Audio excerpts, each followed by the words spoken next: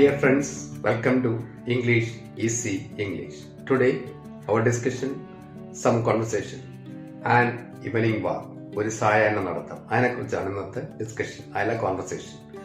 എന്തൊക്കെ ഗ്രാമർ പഠിച്ചാലും എന്തൊക്കെ റൂളുകൾ പഠിച്ചാലും അത് ഉപയോഗിച്ചില്ലെങ്കിൽ അതുകൊണ്ട് യാതൊരു ഉപയോഗവുമില്ല. നമുക്ക് സംസാരിക്കാനാവില്ല. എഴുതാൻ പറ്റും, പക്ഷെ സംസാരിക്കണമെങ്കിൽ സംസാരിച്ച് തന്നെ ശീലിക്കണം. That means so far we have studied so much grammar rules, many tips, etc. But if you want to speak English, you should open your mouth and speak something. ആരുടെ സ്പീക്ക് ചെയ്യും? നമ്മളടുത്ത് തന്നെ പറയുക, വേറെ ആരെയും കിട്ടാനില്ല. അല്ലെങ്കിൽ ഒരു കൂട്ടുകാരനെ കണ്ടുപിടിക്കുക. ഒരുപാട് പേര് നിങ്ങളുടെ കൂട്ടുകാർ ഇംഗ്ലീഷ് സംസാരിക്കാൻ ആഗ്രഹിക്കുന്നവരുണ്ടാവും. അവരാരെങ്കിലും ഒരാളെ കണ്ടുപിടിക്കുക, അവരുടെ അടുത്ത് ചുമ്മാ പറയുക. അതിനകത്ത് വില്ലോ, ഷാലോ, ഡിറ്റോ, ഡുവോ ഒന്നും നോക്കരുത്, പറഞ്ഞുകൊണ്ടേയിരിക്കുക. തീർച്ചയായും നിങ്ങൾ മെച്ചപ്പെടും, അതിലൊരു സംശയം വേണ്ട. ഇനി ഈ കോൺവെർസേഷനകത്ത് കുറച്ച് വില്ലോ അല്ലെങ്കിൽ ഷാലോ അല്ലെങ്കിൽ ഡു, ഡിറ്റ് ഇതൊന്നും കണ്ടില്ല എന്ന് വരും. അത് പ്രശ്നമേ അല്ല. നമ്മൾ പറയുന്ന കാര്യം മറ്റുള്ളവർക്ക് മനസ്സിലാകുക എന്നുള്ളതാണ് അത്യാവശ്യം. ഈ കേൾക്കുന്ന ആളും അത്രത്തോളം ഗ്രാമറിൽ എക്സ്പെർട്ട് ആയിരിക്കണമെന്നില്ല. എക്സ്പെർട്ട് ആയിരിക്കുകയാണ് നമ്മൾ പറഞ്ഞ തെറ്റുണ്ടെങ്കിൽ അവർ തിരുത്തും, അത് അംഗീകരിക്കുക. Okay, let's us start.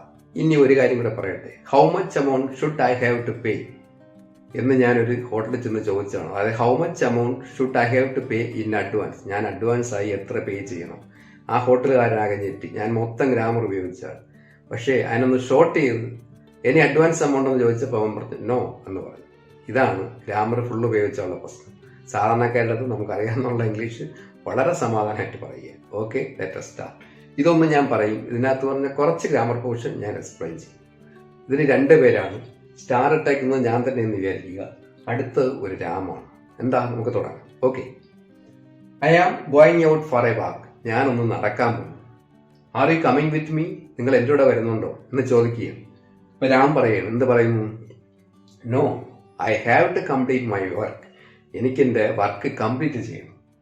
When you come back please buy a pen. തിരിച്ചു വരുമ്പോൾ എനിക്കൊരു പേന വാങ്ങിക്കുക, അത്ര മാത്രമേ ഉള്ളൂ എന്ന് രാം പറയുക.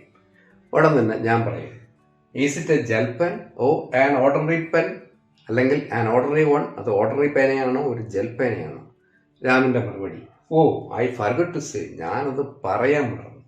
It must be gel. അത് തീർച്ചയായും ജെല്ലായിരിക്കും.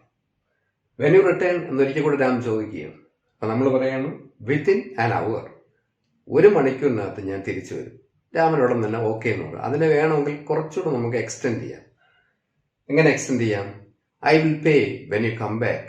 അതായത് നീ തിരിച്ചു വരുമ്പോൾ ഞാൻ പേ ചെയ്യുമെന്ന് രാമന് വേണമെങ്കിൽ പറയാം. ഇങ്ങനെ ഇതിനെ എക്സ്റ്റെൻഡ് ചെയ്ത് ഈ ഡയലോഗ്സ് കൊണ്ടുപോവുക. അപ്പോഴാണ് നമുക്ക് ആ കോൺവെർസേഷൻ കൊണ്ടുപോകാൻ പറ്റുന്നത്. അങ്ങനെ പറഞ്ഞ് ശീലിച്ചാലേ പറ്റും. കുറച്ച് നമ്മളടുത്ത് തന്നെ പറയുക. അപ്പോഴത്തേക്കും അതിനകത്തുള്ള കുറച്ച് തെറ്റുകളും കുറേ ബുദ്ധിമുട്ടുകളൊക്കെ വരും. പയ്യെ പയ്യെ ഈ സെന്റൻസുകൾ ഒഴുകി വരും. ഇനി നമുക്ക് ഇതിനകത്തുള്ള കുറച്ച് ഗ്രാമർ നോക്കാം.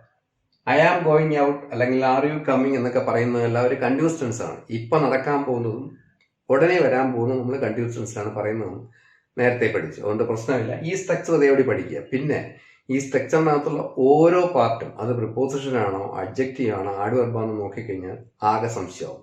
അത് ശരിക്കും എനിക്ക് പോലും പറയാൻ പറ്റുമെന്ന് തോന്നുന്നില്ല. ഓക്കെ, അടുത്തേക്ക് പോവാം. No, I have to complete. ഈ ഹാവ് ടു എന്ന് പറയുന്നത് നമ്മൾ ശരിക്കും പഠിച്ചു വെക്കണം. നേരത്തെ ഒരു എപ്പിസോഡിൽ ഞാൻ ഇട്ടിട്ടുണ്ട് have to and have to.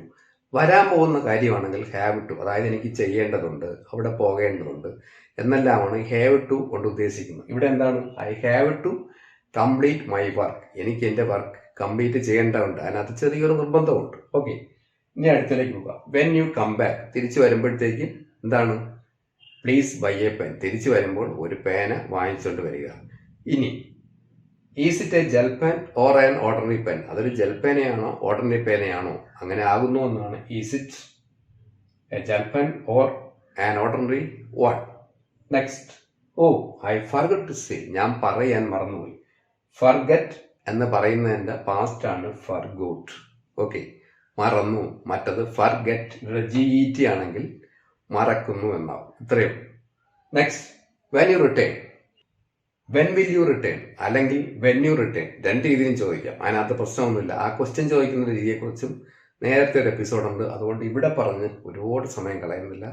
Okay, ഇനി നമുക്ക് അടുത്ത കോൺവെർസേഷനിലേക്ക് പോകാം. അവിടെയും ഈ വരുന്ന അത്യാവശ്യമുള്ള കാര്യങ്ങളെല്ലാം നമ്മൾ പറയും. ഒരു ഉദാഹരണം കൂടെ പറയാം. നമ്മൾ ഒരാളുടെ ചോദിക്കുകയാണ്, ഒരു ബസ് ഇരിക്കുമ്പോൾ ചോദിക്കുകയാണ് എൻ്റെ അടുത്ത്, വെയർ യു ആർ ഗോയിങ് എന്നാണ് ചോദിക്കുന്നത്, അല്ലാതെ വേർ ആർ യു ഗോയിങ് എന്നല്ല. വേർ ആർ യു ഗോയിങ് എന്ന് ചോദിക്കുന്നത് നമ്മളെ പരിചയമുള്ളവരടുത്ത്. മറ്റൊരിടത്ത് നമ്മൾ can you tell where you are going എന്ന് തിരിച്ചും ചോദിക്കും. അതൊരു സ്റ്റേറ്റ്മെന്റ് ആയിട്ട് ചോദിക്കുന്നു. അതാണ് ഇത് തമ്മിലുള്ള വ്യത്യാസം. അതുപോലെയാണ് ഇവിടെയും ചോദിക്കുന്നത് when you return, when will you return എന്ന് ചോദിക്കുക. രണ്ടും തെറ്റൊന്നുമില്ല, അതിനകത്ത് പ്രശ്നവുമില്ല. ഓക്കെ, എന്തെങ്കിലും സംശയം ഉണ്ടെങ്കിൽ ഞാൻ ലിങ്ക് താഴെ പോസ്റ്റ് ചെയ്യാം, അതിലേക്ക് ജസ്റ്റ് ഒന്ന് നോക്കുക. അതൊരു 3 മിനിറ്റിന്റെ എപ്പിസോഡാണ്.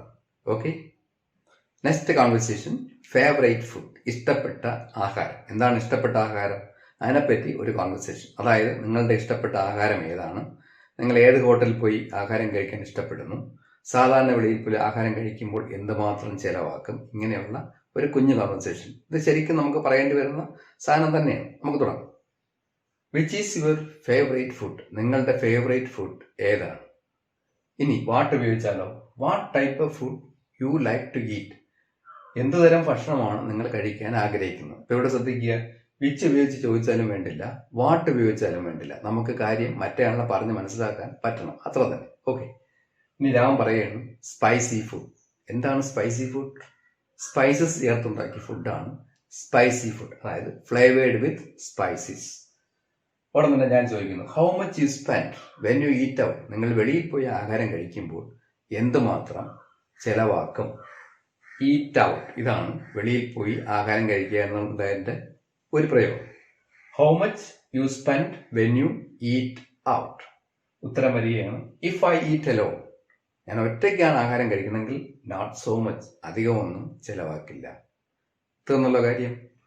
ഉടൻ തന്നെ വീണ്ടും ചോദ്യം, do you like Kerala food? നിങ്ങൾ കേരള ഫുഡ് ഇഷ്ടപ്പെടുന്നുണ്ടോ? ഡു യു ലൈക്ക് എന്ന് പറയുന്നതിന് പകരം അടുത്ത് നിൽക്കുകയാണെങ്കിൽ യു ലൈക്ക് കേരള ഫുഡ് എന്ന് ചോദിച്ചു കഴിഞ്ഞാൽ കാര്യം മനസ്സിലാവും. അങ്ങനെയും ചോദിക്കാറുള്ളൂ. Okay, next. യെസ്, എനിക്ക് കേരള ഹോട്ടൽ ഹിയർ, ഞാൻ കേരള ഹോട്ടൽ ഇഷ്ടപ്പെടുന്നു. ഉടൻ തന്നെ ചോദിക്കണം, ഏതെങ്കിലും കേരള ഹോട്ടൽ ഇവിടെ ഉണ്ടോ? എനിക്ക് കേരള ഹോട്ടൽ ഹിയർ ഏതെങ്കിലും ഉണ്ടോ എന്ന് ചോദിക്കുക. യെസ് മെനി, നമ്മൾ ഉടൻ തന്നെ പറയുന്നു യെസ് മെനി, അല്ലെങ്കിൽ യെസ് സോ മെനി, രണ്ട് രീതിയിലും പറയാം. നെക്സ്റ്റ് ഞാൻ പറയാം, let us go there and have something. നമുക്ക് അവിടെ പോവാം, എന്തെങ്കിലും കഴിക്കാം. അതിനുള്ള വാക്ക് എവിടെയാണ്? Have something. Have something means take something. ഫുഡുമായി ബന്ധപ്പെട്ട് ഹാവ് പ്രയോഗിക്കുമ്പോഴത്തേക്ക് അതിന്റെ മീനിങ് ടേക്ക് എന്നെടുക്കുക, അല്ലെങ്കിൽ കൺഫ്യൂഷൻ ആവും. Let us go there and have something. ഈ കോൺവെർസേഷൻ നല്ലവണ്ണം മനസ്സിലായെന്ന് വിചാരിക്കുന്നു. If you like this, please support me. A short break. Goodbye.